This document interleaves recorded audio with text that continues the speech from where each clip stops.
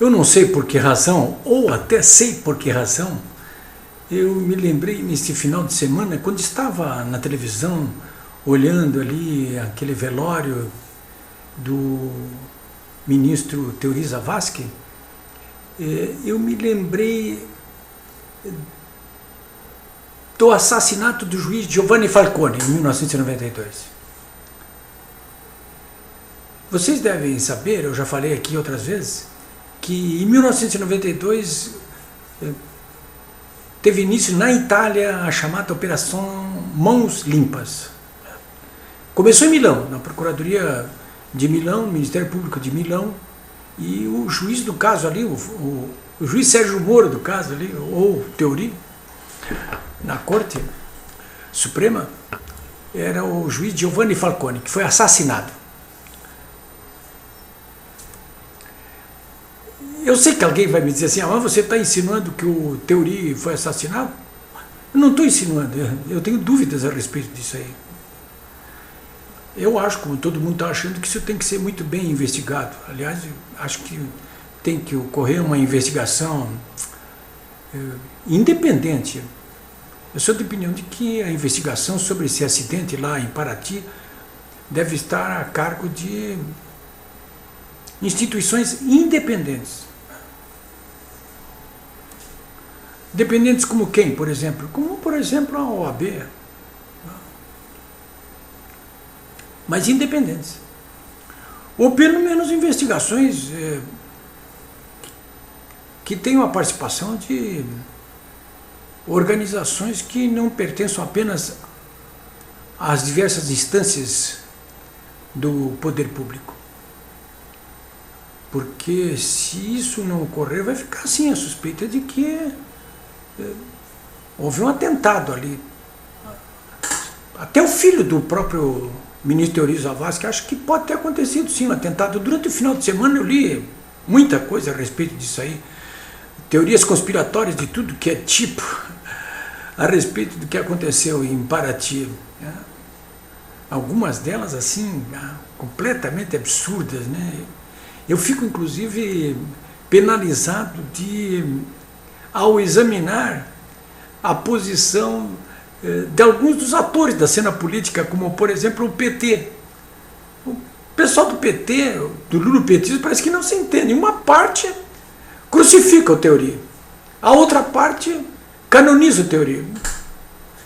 Aliás, isso não acontece apenas nas hostes petistas, mas acontece praticamente em todas as hostes, né?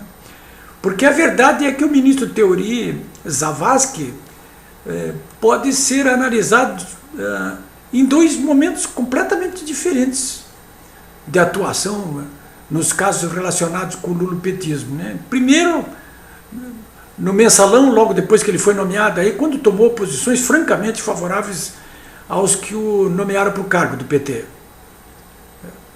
Depois, agora, na Lava Jato, ele, relator do caso da Lava Jato, na Corte Suprema, para quem tem foro privilegiado e para recursos que fossem levados à Corte Suprema, ali ele teve um início que foi marcado por posições e discursos de franca hostilidade ao juiz Sérgio Moro. De franca hostilidade. Só vou citar um caso aí, que foi aquele que ele invalidou aquela gravação entre o Lula e a Dilma. E que valeu um puxão de orelha tremendo no Sérgio Moro, dado por ele, aplicado por ele. Então, até ali, quem era o Teori Zavascki? Era um ministro do Supremo Tribunal Federal que correspondia ao que se esperava dele, ou seja, que fosse fiel ao lulopetismo que o nomeou para o cargo. Mas, num determinado momento, quando a opinião pública brasileira se colocou francamente contra ele e contra quem estivesse do lado do lulopetismo no Supremo Tribunal Federal, quando as pessoas foram para a rua, quando inclusive o próprio Teori Zavascki, a família dele, os seus amigos começaram a ser confrontados, até fisicamente, a partir dali o ministro começou a mudar de posição e passou a examinar a questão da Lava Jato sobre um outro prisma, se colocando ao lado da sociedade brasileira que quer e exige que os corruptos sejam investigados, denunciados, julgados e enfiados na cadeia. Então, são dois teorias Zavascki. E é esse teoria Zavascki que morreu agora, esse último, que causou toda essa comoção aí no Brasil, porque se esperava que a qualquer momento agora ele homologasse a delação premiada dos 77 executivos da Odebrecht, que eu já chamei aqui várias vezes de a mãe de todas as delações. Uma mãe de todas as delações que com certeza vai causar choro e ranger de dentes para o senhor Luiz Inácio Lula da Silva, para a dona Dilma Rousseff e para muita gente que está dentro do atual governo, inclusive. Talvez o próprio presidente da República, Michel Temer. Então, 200 políticos, a maioria das quais com foro privilegiado, que foram denunciados nessa mãe de todas as delegações. A gente não conhece ainda delações, a gente não conhece ainda o teor, né, dessa mãe. Está lá agora no Supremo. O grande imbróglio agora é saber quem é que vai substituir o ministro Teori Zavascki. Né?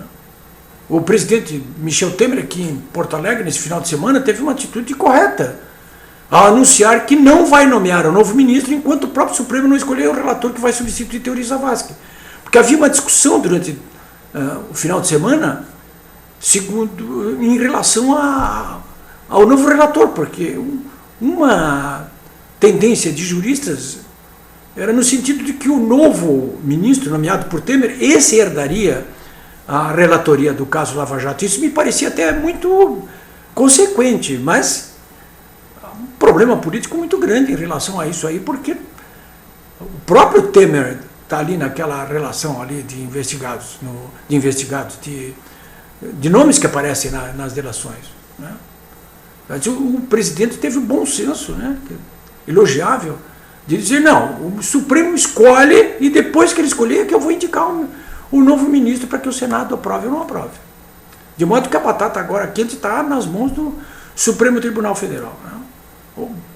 Muita gente está querendo apressar os passos e fazer com que a própria presidente do Supremo Tribunal Federal homologue essa delação, que seria um delírio completo, porque ela não domina esse inquérito. Ela não tem condições nenhuma de homologar nada a respeito disso aí. Não tem condições.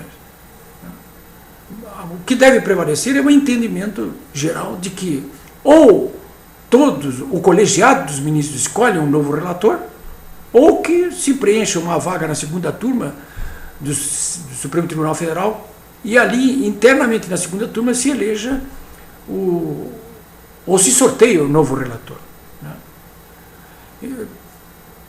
Olha, eu sinceramente acho, que é uma aposta minha aqui para vocês, que o novo relator vai acabar sendo o ministro Celso de Mello, decano do Supremo Tribunal Federal. Por que razão? Primeiro porque ele já é o revisor, ele já era o revisor da Lava Jato ali no âmbito do Supremo, ele já era o revisor do Teori, ele era o revisor. Portanto, ele domina o assunto tanto quanto, ou muito perto do que dominava o Teori Zavascki. Em primeiro lugar, isso aí. E segundo lugar, que de todos os ministros do Supremo Tribunal Federal atual, o que menos oferece, entre aspas, riscos de polêmica é o Celso de Mello. É o que menos oferece. Eu acho que a solução vai ser por aí. Bom, só para finalizar, eu quero chamar a atenção de vocês aí também para o seguinte: esse caso do Teori Zavascki demonstra também de que modo a segurança falha em relação a homens como esse Teori Zavascki. Ele viajou lá para Paraty sem segurança nenhuma. Uma pessoa com a importância que ele tem em julgamentos como esse do Lava Jato, viajar sozinho dentro de um pequeno avião, sem que o avião tenha sido examinado antes, sem levar ninguém com ele. Isso aí é simplesmente intolerável e temerário, né? De modo que essa questão, inclusive da segurança, ela deve alertar a Polícia Federal e alertar o próprio juiz Sérgio Moro em Curitiba, para que ele não venha a ser o próximo da lista, né? Para que não venha ele se tornar também um juiz Giovanni Falcone, né?